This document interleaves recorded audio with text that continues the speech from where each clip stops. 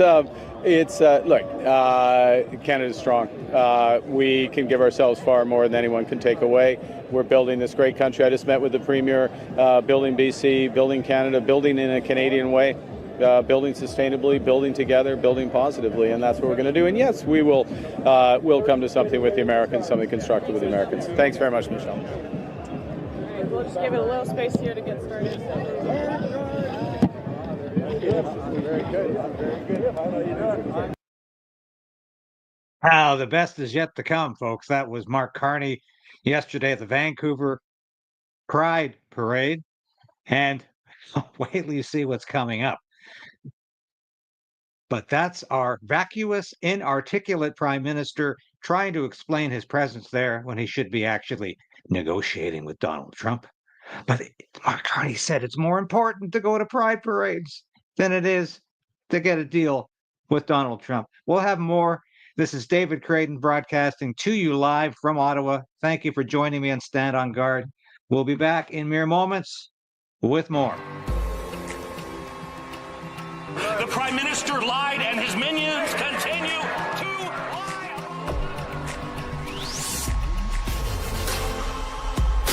We need political change.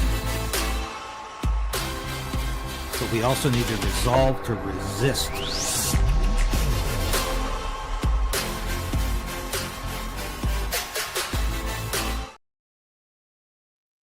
Yes, please like the station, subscribe, and give us your support. We really appreciate it. And YouTube is continuing its usual games with me, but we're fighting back thanks to your support. Let's push the numbers up today high as possible. I appreciate all the work you do for me when you do that. And I'm here for you as your reporter, your former mainstream media guy who's doing independent media now because I don't want people telling me what I can and cannot report. And that's really one of the things we're talking about today. I'll show you this picture now. This was broadcast, well, shown around the world thanks to Reuters, the wire service that we've all used. If you ever worked in journalism, Reuters, of course, European-based, and it's left-leaning now. Used to be reputable. I don't consider it too reputable anymore. But it's interesting. This was sent around the world up till late last night, early this morning. Now it's getting increasingly hard to find. Reuters seems to have taken it down. Wonder why. Oh. And here, of course, Look, Canada's strong. We can give ourselves far more than anyone can take. Canada's strong, Canada's strong. Is that all he can say? Does he mean any of it? I don't think so. I don't really think he means any of it because Canada Strong is an empty promise for Mark Carney. Before I show you the rest of this footage from the Pride parade in Vancouver, and I use that term very loosely. Thank you, by the way, to my good friend Dan Dix, who captured this as him trying to get an interview with the great one, Mark Carney, and his RCMP stooges standing in the way, abusing reporters, oppressing the media that's not approved. Now, I can't tell you enough how this morning I woke up and I was looking at Pierre Poilievre's clips that he's put up over the last 24 hours or so, and I'll show you those after we watch this. But it was after, and I'm up at 5 every morning looking at the news clips from last night, looking at the YouTube feeds to see what's most of interest. If I haven't got an interview slated, and yes, we will be talking to Sean Feucht, later this week, interviewing him Wednesday for a Thursday morning broadcast. But that aside, I'm up early looking at news clips. So I was focusing on Poilievre. Then, of course, I found out about Mark Carney. And I thought, this is perfectly serendipitous. This is a obvious juxtaposition between the conservative leader, Pierre Poilievre, who seems to understand average people and can communicate with average people, and Mark Carney, who doesn't know an average person when he sees one. He thinks they're all deplorables, like Mark Carney. He'd rather hang out at a sybaritic excess gay pride parade where people are allowed to march around in the nude, displaying themselves before children, and this is okay. And Mark Carney said absolutely nothing in defense of Sean Feucht when he was in town and being canceled from Moncton to Toronto, being fined in Montreal. Mark Carney, the good Catholic. He's not a good Catholic. He's a smorgasbord Catholic who picks and chooses the Catholic doctrine he chooses to uphold. And if he doesn't like that Catholic doctrine, such as its pro-life stance, then he rejects it. So he's not a good Catholic. I don't know what he really is. I'll allow you in the comment section to inform me about what do you think Mark Carney really is in terms of his religion? Who do you think Mark Carney worships? Yeah, I'm going to leave that open. But this is a truly shocking segment because this shows where Mark Carney's heart and soul is. And it's not with average Canadians. And of course, you thought Justin Trudeau was bad or Chrystia Freeland was bad with barring non-approved media, using the RCMP as stooges to keep media away from Mark Carney, media that they don't like, that they don't approve of. And of course, Dan Dix is one of those. Dan has done tremendous work over the years over the Bilderberg meetings around North America and Europe, at the Bohemian Grove in terms of catching up on who's actually attending. I had Dan on the show a couple of weeks ago. Fantastic interview. Really, really admire his work because I like people who go out and get news stories, which I endeavor to do as well. That's why you cover the Freedom Convoy Trial. You cover it in person. You go there and do it. But Dan does some really courageous reporting, and I have to take my hat off to him for doing that. But let's watch this. All right. Mr. Carney, your daughter identifies as non-binary. Can you tell us about the Tavistock Institute, sir? Hey, how are you?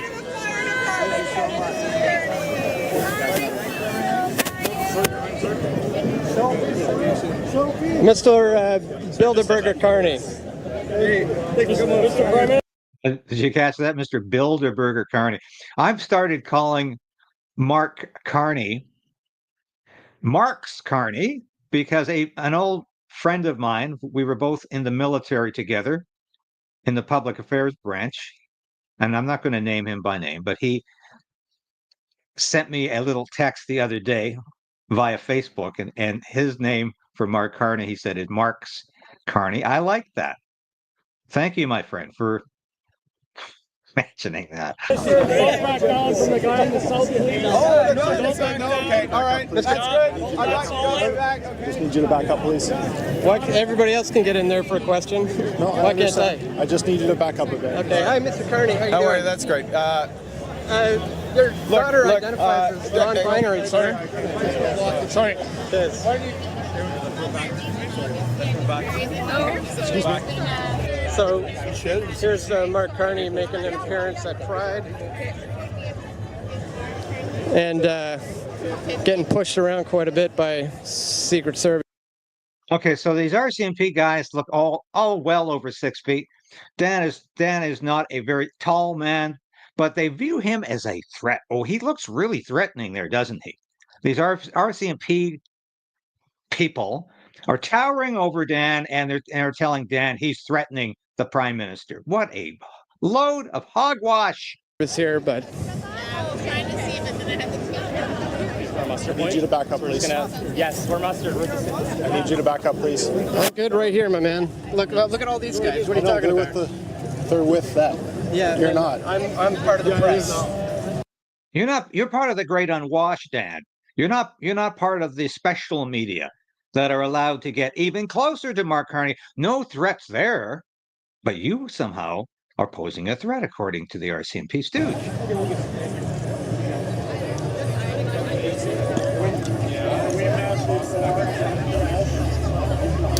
Sir, please. I'm with the media as well, sir.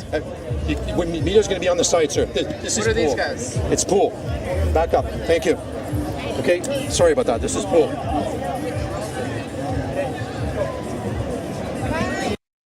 You have to laugh in the beginning. This so-called Pride Parade is a public event. They want people to attend. So why isn't Dan welcome at the Pride event? He's not saying anything against the event. He's trying to ask a question of Mark Carney, but they won't allow him to do that. Where is John? Mr. Carney. Sir, are you aware that Tavistock Gender Clinic, where you sent your daughter, is being sued by 1,000 families? The Tavistock Gender Clinic is in the UK. It's where Mark Carney sent his daughter. It's being sued by, yes, literally 1,000 or more families for lack of care. It's, you know, that the euphemism for this barbarism it's gender affirming care. And of course, it's neither gender affirming nor care. So this place has been saddled with lawsuits. It's probably on the verge of closing down because it can't afford to operate anymore. Mark Carney sent his daughter there. Mark Carney won't even answer the question, won't even recognize somebody's asking him a question. This guy is just a total jerk with a capital J, and he's got class with a capital K. Your thoughts on that, sir?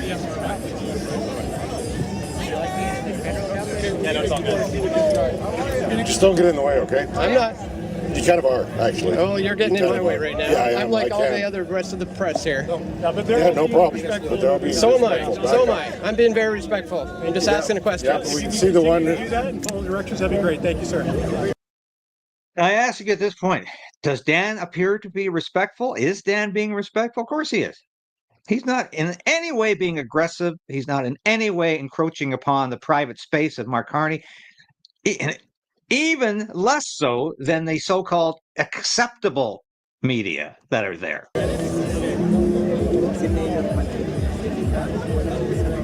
That's supposed to be on the outside. You don't have a red wristband. I need you on the outside. Let's go. Let's go. Yeah, I'm good here, my man. You're over here. You're over here, or are you gonna go? Gonna go where? You're gonna go. Gonna go where? Can I get you to ask you to over No, here? you can ask all you want. I'm good here, my man. All right. So now I'm asking you. I'm a police officer. Okay. If not, I will have to put you under arrest. Arrest. Where have you seen this one before, guys? Yeah. Remember when Dave Menzies was assaulted while trying to ask Chrystia Freeland a question? This guy isn't assaulting him, but he's threatening. He's threatened to arrest him for what? Being at a gay pride parade? What is he arresting him for? And interesting, Dan says, what are you going to arrest me for? And the cop can't answer the question. And you know what? The police are not on our side anymore. They're not on the side of normal, average people. They haven't been for quite some time. They are so woke. The RCMP is so woke, so in the pocket of the Liberal Party and the Liberal government, you cannot trust them. And I understand why the left used to disparage the police with name calling. I understand it. I don't resort to that, but I understand why. Because they knew that they weren't on their side and they were going to do anything possible to upend them. And this is what they do now to libertarians, conservatives, Christians, anyone they don't like. For what? You are. On the other side, please. I'm what? Please go this way. You see that? He can't answer the question. He says, what are you going to arrest me for? For what? And he stares blankly ahead. I haven't got an answer for that, he's thinking. I can't justify throwing this guy out. He's done nothing wrong. So he just says, get out of here. Get out of here. You can keep asking me. Can you not push me? I'm asking you to go this way. I'm well away from the Prime Minister. You can back off now. Perfect.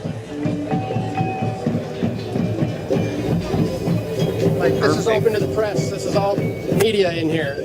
And you are who? I'm with the media. Who? Press for Truth, DFT News. Okay, you're not with the media. We're not with our approved media. So So only the approved media. Not with the approved media. Here, this guy, as he stands in the way. This is so symbolic, people. So symbolic, dear viewers, of where Canada is today.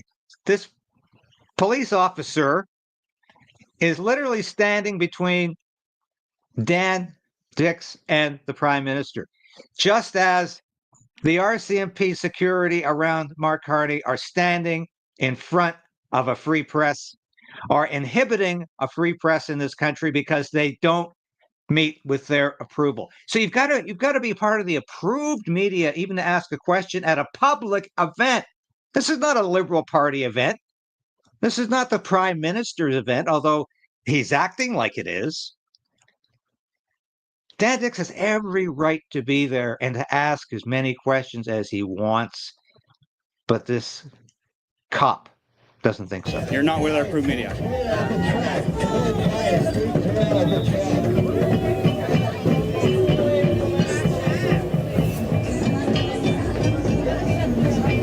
Move away from the truck! Move away from the truck!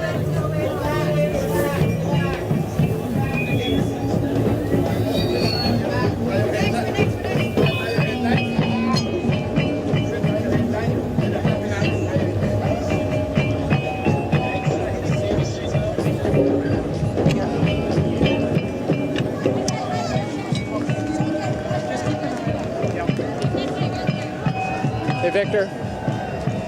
All right, so as you heard, they're only apparently allowing in approved media, whatever that means, but they don't want to allow any real questions from real citizen journalists here, and they've got me pegged right now. We had an opportunity to speak with Mark Carney, but his thug goons were all over me, pushing me and grabbing me, saying only the approved media is allowed to ask questions. Surprise, surprise, not very inclusive of the new Prime Minister.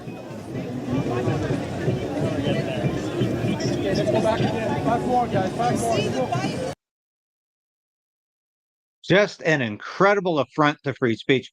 And by the way, I am not approved media anymore either, even though I spent years working in Parliament Hill. I was a public affairs officer in the Canadian Armed Forces for over 12 years. I had accreditation with other media outlets. I can't get accreditation now because I'm not approved. I'm not approved anymore. Despite my record, despite my experience, despite all of the institutional factors in my favor, doesn't matter. I'm not approved anymore. I'm seen as the enemy, just like Dan is. All right, juxtaposition time, folks. I find this absolutely fascinating. So Pierre Poilievre was doing, I think it was Saturday, doing a town hall meeting in the constituency that he's running in the by-election. It was 2 weeks away, by the way. The by-election is 2 weeks away. August 18th. Today is August 4th. We've got 2 weeks to go. And this is going to be a crucial by-election for Pierre Poilievre. I don't think he can lose. And obviously, if he does lose, it's over for Pierre Poilievre, because if he can't win in Battle River-Crowfoot, he probably can't win anywhere. But of course, he's going to win this seat. I can't see any way around it, even though Elections Canada has made it very difficult with these write-in ballots. And it's got to be, well, they're not saying exactly what the fault line is in terms of writing down Pierre Poilievre's name. Can it be 50% correct? Can it be 75% correct? We know you can't write Conservative Party Canada down. That will immediately spoil the ballot. But this is going to be arbitrary in terms of people writing down who they are, who they're voting for. So I think it's going to be problematic. However, folk, you just saw Mark Carney in his natural habitat at a gay pride parade, the most woke prime minister ever. He's more woke than Justin Trudeau, if that's possible. But he just doesn't look as woke. He doesn't wear two different colors. He doesn't wear funny socks, and he doesn't. He just doesn't look as crazy as Justin Trudeau. And this is why all of these elderly baby boomers voted for him. They think, oh, he's such a nice man. Does he reflect your values, elderly baby boomers? Maybe he does. Doesn't reflect mine, I'll tell you that. But here's Pierre Poilievre talking to normal people at a town hall in Battle River-Crowfoot. And this says the world to me about who Pierre Poilievre is and what he's all about. Clearly, he can relate to ordinary Canadians in a way that Mark Carney cannot. Thank you. husband and I farm just east of Choshu here, and I guess my concern at this time is the implementation of the central bank digital currencies. Okay, excellent question. Central bank digital currency. That's what matters to the voters in this riding. The Conservative Party communications people said throughout the federal election campaign, Canadians don't care about digital currency. They don't care about the World Economic Forum. They don't care about globalism encroaching upon our rights. They don't really care about freedom of speech. They just want to hear about safe streets, safe communities. And of course, that's not just what they want to hear about. So this is a completely Alberta-looking crowd in this riding. And you know what the mainstream media often does at photo ops. They will intentionally arrange the photograph so it reflects what the mainstream media and the woke government thinks Canada's all about. So there'll be various racial and ethnic groups depicted. There might even be a handicapped person there. There might even be somebody from the LGBTQ crowd, quite obviously perhaps wearing a T-shirt announcing that. They will stage these photographs so that they represent the Canada that they're trying to create. This is the real Alberta behind this woman. This is the indicative, is emblematic of the people who live and vote in this riding. And this is a question. Now, Pierre Poilievre could have shut down this question, but he actually enthusiastically answered. They are now being spoken quite loudly by the Prime Minister, and could be put in place, as I hear, maybe by fall. I'm just wondering if you are in support of central bank digital currency. My question to you is, are you in support of CBDCs? Will cash always be legal tender in Canada? And how will you protect us hardworking Canadians from government overreach or freezing their bank accounts if Canadians stand up for their God-given rights? Thank you. Give her a round of applause.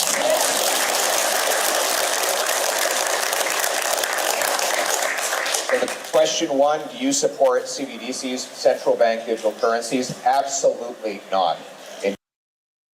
Excellent answer. And that's what he should have been talking about during the federal election campaign. No, I do not support digital currency. I do not support the central bank creating a digital currency. It's an excellent answer. And I think Pierre Poilievre realizes he's not running for prime minister right now. He's running to save his leadership as the leader of the Conservative Party of Canada. He's running in a by-election to get a seat in the House of Commons. That's his priority right now. And he needs to relate to the grassroots, and he's doing it well here. In fact, yes.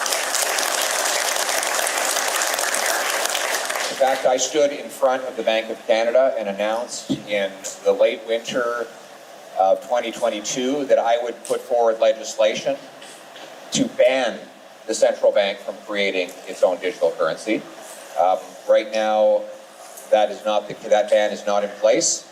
A fellow member of Parliament for the Conservative Caucus from Manitoba, Ted Feucht, has introduced legislation banning the CBDCs.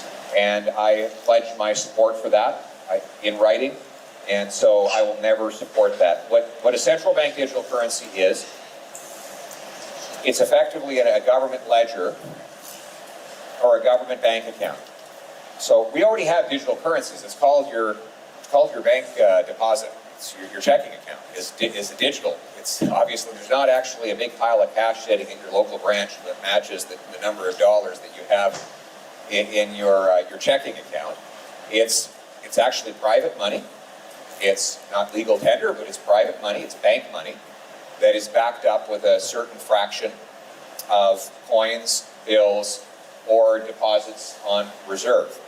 And so today we have all the convenience of digital money. Why would we need the government to take that over? Effectively, what it would mean is government nationalizing your bank account and controlling, ultimately, that it would be very easy for politicians and bureaucrats to interfere with your personal economic freedom, to seize your transactions, and also to engage in political monkey business. For example, what if they said, they want to favor certain types of people who make certain types of purchases. So if you buy an electric car, they'll give you bigger interest on your bank deposits. Or if you buy... This is an excellent point, which I think more people need to discover and to point out. Digital currency allows the government not just to know what you're buying, but to punish you for what you're buying. And that's the danger of digital currency. We lose control over our assets. We lose control over our spending habits.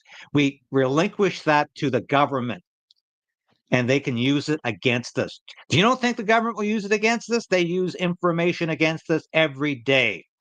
The government collects far too much information on its citizens, and they use it against them.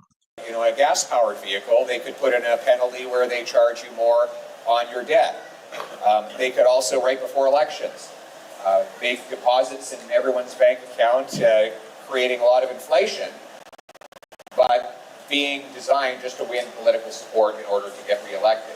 These are all kinds of manipulations that we don't need. The government needs to have less control over our financial decisions, not more. And so I would fight against that tooth and nail. The second question, what was it? Cash. I support your right and your freedom to use cash to make payments. Cash is legal tender. I don't know why the Conservative Party cut it there, because it was getting better and better. But fantastic answer. I'm going to show a little bit of this clip too, because this is another example of Pierre Poilievre understanding what he needs to do right now in this by-election of Battle River-Crowfoot. He needs to appeal to the grassroots of the Conservative Party. He needs to appeal to those voters who were most loyal to the Conservative Party and have been extremely loyal to Pierre Poilievre. I don't know if they were trying to do a Blair Witch Project look here with a shaking camera at times, if this is supposed to look deliberately primitive, but the net effect is a humanizing of Pierre Poilievre after he did far too many mainstream media interviews where he recited the same talking points from the federal election, which really weren't working at that time and certainly are not going to galvanize the Conservative base around him, or the voters for that matter, in this riding. 7 continents, teaching English, just everywhere. I've been in Europe, Italy, Czech Republic, Asia, Myanmar, China, South America, Ecuador, Chile. I've lived in Oregon, the States. Just teaching English. So I'm getting to the point where I'm tired. So I bought this little place here in Holden, and it was affordable. And And you've got a rock for every place you've been. I do. This is my round the world rock garden. Wow. It's the world less traveled. And you have friends? Right now there's 80 rocks, and I'm not done traveling. Do you have friends scattered about the world? I do. Yeah. How do you stay in touch? Do you just message and email and text? Message. If I'm coming to their country and go, hey, I'm coming in, and they say, hey, come stay at our place. And really? Yeah, it's really great. So and they can come stay with you if they come to Canada. And they can come. Well, I don't know if they want to come to Holden. Why not? Everybody wants to go to the mountains, and it's not close, but hey, they're welcome for sure. Yeah. Well, that's great. What a life you've lived. Yeah. Beautiful adventure. So I'm just chilling now. Yeah, I'm really sorry. I'm distracted by all the different countries there. You can come in and look at them all. Let's go look at these. I'm actually repainting too. Colombia, I don't know what happened to it. I'm repainting it, and Germany, but My wife the is rest are here. Very near So Colombia. we can start over here. Yeah. All right, here we go. Okay, Cambodia, Poland, United Arab Emirates, South Africa, Italy, Turkey. Okay, I'm not going to show any more of that because obviously I know what Pierre Poilievre is trying to do here. That's not the point why I showed it to you. I understand this is pure propaganda. However, it's effective because that's what Pierre Poilievre needs to do, is relate to ordinary people. Mark Carney couldn't do that. And that's true. Pierre Poilievre can at least look interested in ordinary people. He can at least understand them. and empathize with them. Mark Carney cannot empathize with ordinary people. He's never been an ordinary person since maybe he was in elementary school. It's always been an easy road for Mark Carney. He's always been part of the elites. And you have to say, even though I know Pierre Poilievre has spent his entire adult life in the House of Commons in politics, nonetheless, he understands the average folk. Now, when I come back, we're going to do a little update on the tariff situation and how Mark Carney is utterly failing. We'll be back after this message from the store.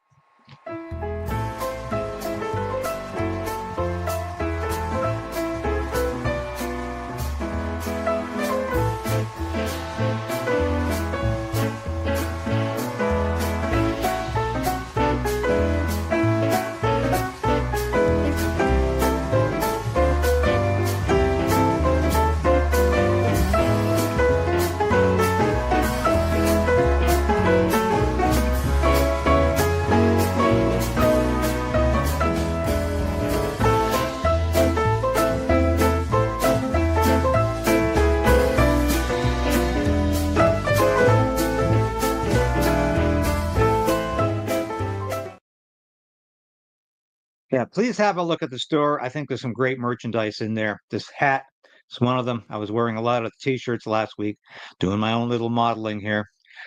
But I hope you have a chance to order something this week. Please have a look. Now, here's how, shall we say, piss poor Mark Carney's doing at the trade negotiation. There are no trade negotiations. Here's the guy really effectively in charge of the trade negotiations, because Mark Carney is out of it. He has essentially divorced himself from the whole process, going to gay pride parades in Vancouver instead of doing his job, much like Justin Trudeau always did. But here's Dominique LeBlanc is part of this interview here. This is fascinating because Dominique LeBlanc admits it's hopeless.